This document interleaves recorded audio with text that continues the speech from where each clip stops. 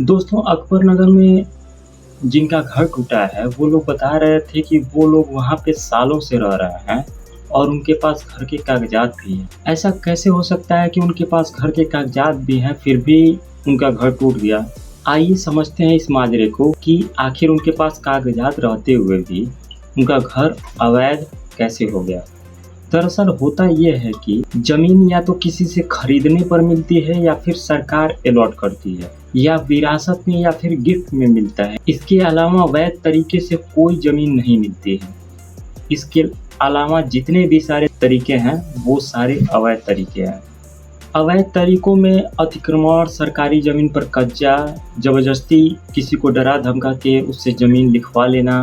अवैध तरीके में एक सबसे प्रचलित तरीका है किसी की ज़मीन पर भी कब्जा करके अंग्रेज़ों के टाइम का एक कानून है जो कि इसमें मदद करता है, जिसमें लगातार 12 साल तक और 20 साल तक सरकारी ज़मीन पर काबिज़ रहने पर उसको एडवांस पोजीशन की मान्यता थी। लेकिन अब सुप्रीम कोर्ट ने सरकारी ज़मीन पर कोई कितने भी टाइम से रह रहा हो, उसको अवैध ही माना जाएगा, उसको अतिक्रमण माना जाएगा।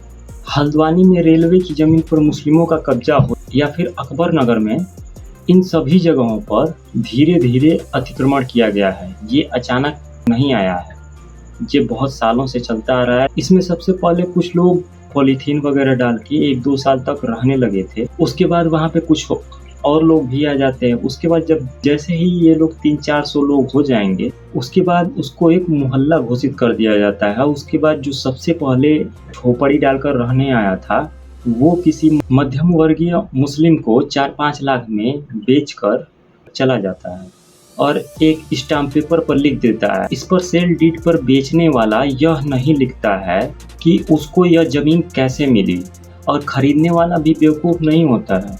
वो भी 20-25 लाख की संपत्ति को 4-5 लाख रुपए में खरीद रहा है, तो वो भी बेवकूफ़ नहीं है, क्योंकि वो जानता है कि पकड़े जाने के बाद विक्टिम कार्ड खेला जाएगा तो सरकार झुकी जाएगी।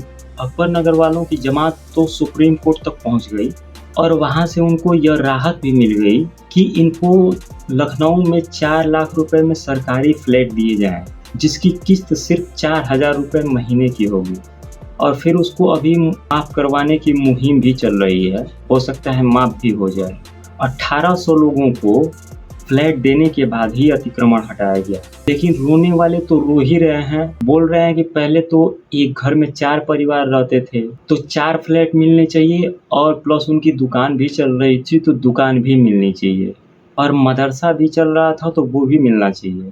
और आप देखिएगा जल्द ही जिस इलाके में इन लोगों को फ्लैट मिला है, उसके आसपास की ज़मीनों को भी ये कब्जा करने की कोशिश करेंगे और वहाँ पे अवैध मज़ार, मस्जिद बनाकर उसको भी कब्जा करने की कोशिश करेंगे, और जो लोग वहाँ पे पहले से रह रहे होंगे उनके लिए मुसीबत खड़ी हो जाएगी। इसलिए सरकारी ज़मीन पर कब्जे होते रहेंगे और अकबर नगर, जहांगीरपुर और बाबरपुर ऐसे बसते रहेंगे।